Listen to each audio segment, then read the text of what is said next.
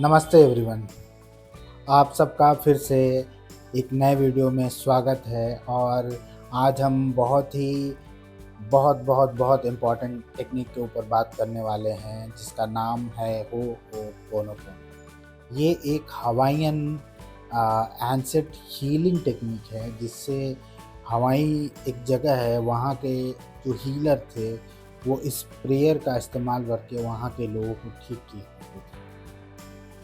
ये इस टेक्निक को सभी को समझना चाहिए। इससे वननेस का जो जो सिद्धांत है वो समझ में आता है कि आप भले ही एक शरीर है या दूसरा व्यक्ति है, तीसरा व्यक्ति है, अरबों लोग हैं इस देश में, इस पूरे पृथ्वी पर, लेकिन जब हम वननेस की बात करेंगे तो सभी कनेक्टेड हैं। ये टेक्निक उसी के ऊपर बात करते हैं। चलिए समझते हैं कैसे।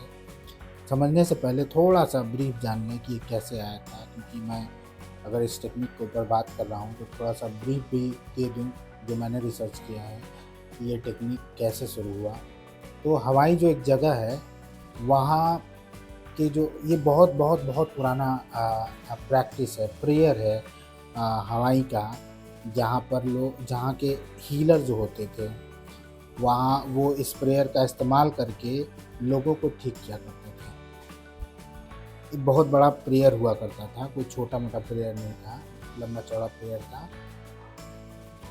उसका इस्तेमाल करके वो लोगों को ठीक किया करते थे। तो रिसेंटली शायद 60-70 साल पहले कह लीजिए, 100 ईयर्स कह लीजिए, मतलब एग्जैक्ट टाइम मुझे नहीं मालूम है, वहीं की एक हीलर हुई जिनका नाम था मोरना सिमियोन। वो भी इसी प्रैक्टिस को करना शुरू किया, लोगों को हील करना शुरू की। लेकिन उन्होंने एक बहुत ही इस प्रेयर में एक पैटर्न ढूंढा उन्होंने, और उस पैटर्न में 4 मुख्य बिंदु ढूंढे। उस लंबे प्रेयर में 4 पैटर्न ढूंढ निकाला, और उस 4 पैटर्न के हिसाब से उन्होंने उस लंबे प्रेयर को सिर्फ 4 छोटे छोटे सेंटेंसों में विभाजित किया, और उस 4 छोटे सेंटेंसेस को वो प्रैक्टिस करना शुरू कर दी। उन्होंने पाया कि वो उतना ही कारगर है जितना वो बड़ा प्रेयर हुआ करता था। तो वो उसी छोटे 4 सेंटेंस वाले प्रेयर को अपने जो भी लोग आते हैं उनके पास हीलिंग के लिए, उन पर अप्लाई करने लगे, और बहुत अच्छे तरीके से वो काम करने लगा। यही टेक्निक उन्होंने डॉक्टर ह्यूलेन को बताया, और डॉक्टर ह्यूलेन जो थे वो भी हवाई के ही थे, और एक हीलर ही थे हवाईयन टेक्निक के। उन्होंने ये टेक्निक एक मेंटल असाइलम के पेशेंट के ऊपर अप्लाई किया। किसी पर्टिकुलर पेशेंट को उन्होंने देखा नहीं, उनको बोला गया कि आप असाइलम के पेशेंटों को देखिए, ठीक कीजिए। वो असाइलम जाते थे, अपने ही चैम्बर में बैठते थे, सारे पेशेंट के फाइल को पढ़ते थे, और इस हो'ओपोनोपोनो टेक्निक का इस्तेमाल करते थे। किसी भी पेशेंट से मिलते नहीं थे। कुछ समय बाद, शायद टाइम था विदिन 1 ईयर और अंडर 1 ईयर के अंतराल में ही ऐसा हुआ कि उस मेंटल असाइलम के पूरे पेशेंट ठीक हो गए।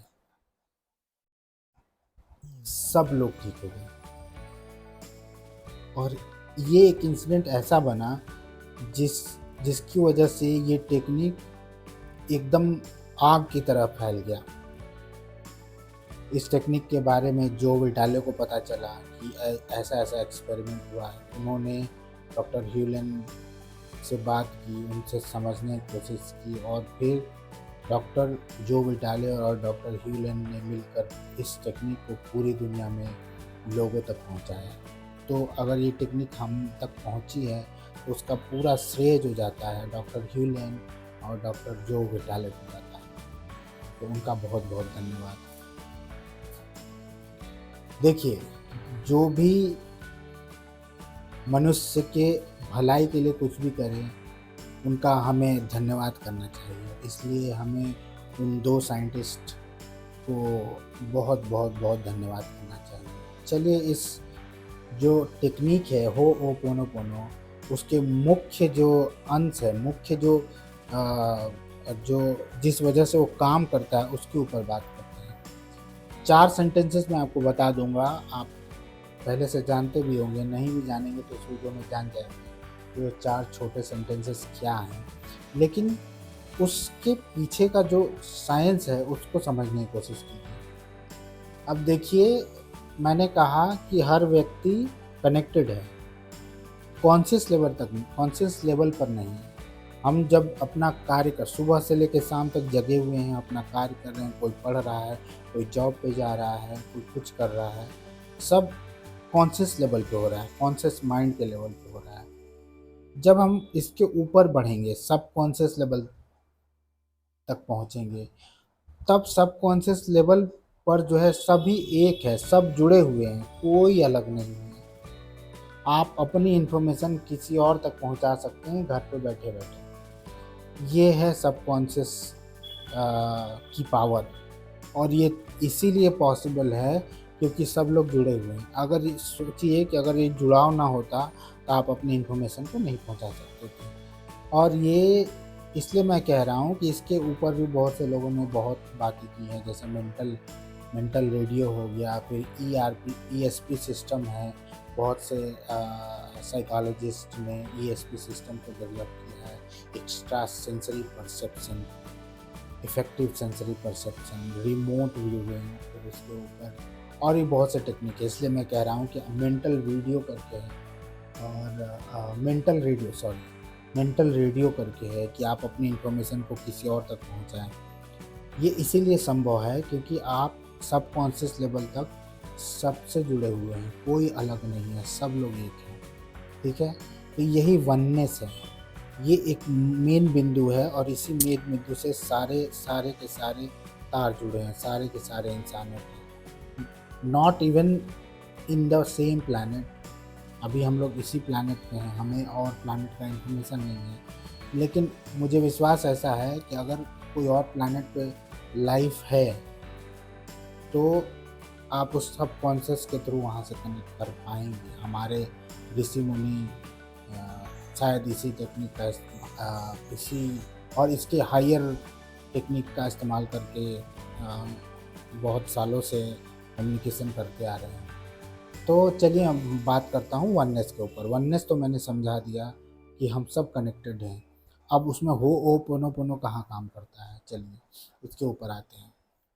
उसके पहले एक और कॉन्सेप्ट है, everything is a manifestation, nothing is created. आप दुनिया में जो देख रहे हैं सब मैनिफेस्टेड है, कुछ भी क्रिएटेड नहीं है। अब सुनने में तो बहुत अजीब लगेगा, लेकिन हमारे जो किताबें हैं, हमारी जो अध्यात्म की पुस्तकें हैं, वही यही बताती हैं सब कुछ आपका मैनिफेस्टेशन ही है।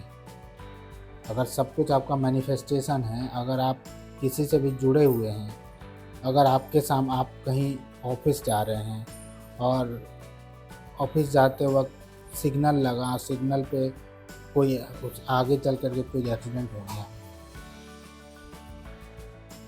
आपने उस एक्सीडेंट को देखा है, इसका मतलब एक बैड इंसिडेंट को देखा है आपने, आपके सामने प्रस्तुत हुआ है। इसका मतलब ये है कि आपने ऐसा कुछ पहले अपनी इस लाइफ में या प्रीवियस लाइफ में कुछ ऐसा किया है जिसकी वजह से वो आपके सामने प्रस्तुत हुआ है। उसका लाइफ अलग है, लेकिन वो बैड इंसिडेंट आपके सामने प्रस्तुत हुआ है, यानी आपका ही मैनिफेस्टेशन है, वो आपके ही कार्यों का मैनिफेस्टेशन है। आपने ही कुछ ऐसा मैनिफेस्ट किया जिसके सामने जिसके फलस्वरूप वो आपके सामने प्रस्तुत हुआ है। तो जब वो आपका ही मैनिफेस्टेशन है तो आपको उसको हील करने की आवश्यकता नहीं है, आपको अपने आप के हीलिंग अप्लाई करने की आवश्यकता है। वो व्यक्ति अपने आप ठीक हो जाएगा।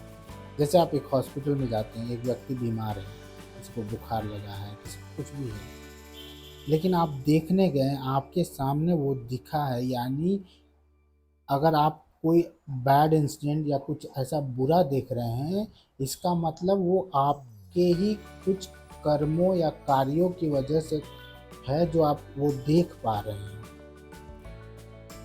थोड़ा-सा समझने में थोड़ा समय लगेगा, लेकिन अगर आप समझेंगे तो बहुत डीप बातें हैं। वो आपके ही कार्यों का कुछ ऐसा फलस्वरूप है जो आपको दिखाई पड़ रहा है वो बैड इंसिडेंट।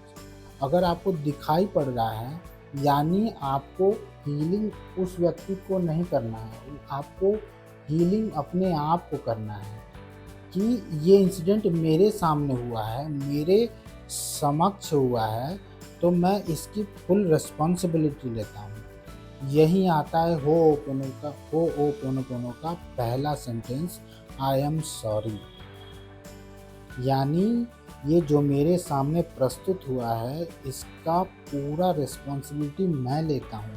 ये मेरे कारण हुआ है, क्योंकि आप देख रहे हैं, ये आपका ही मैनिफेस्टेशन है।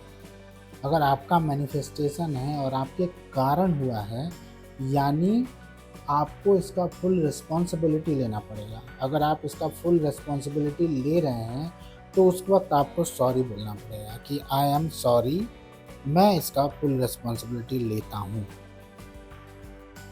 ये आप किससे कह रहे हैं? आप अपने सबकॉन्शियस से कह रहे हैं, आप अपने इनर चाइल्ड से कह रहे हैं। ठीक है। अब मैंने कहा कि जब आप सबकॉन्शियस लेवल पर हैं, तो सब कनेक्टेड हैं।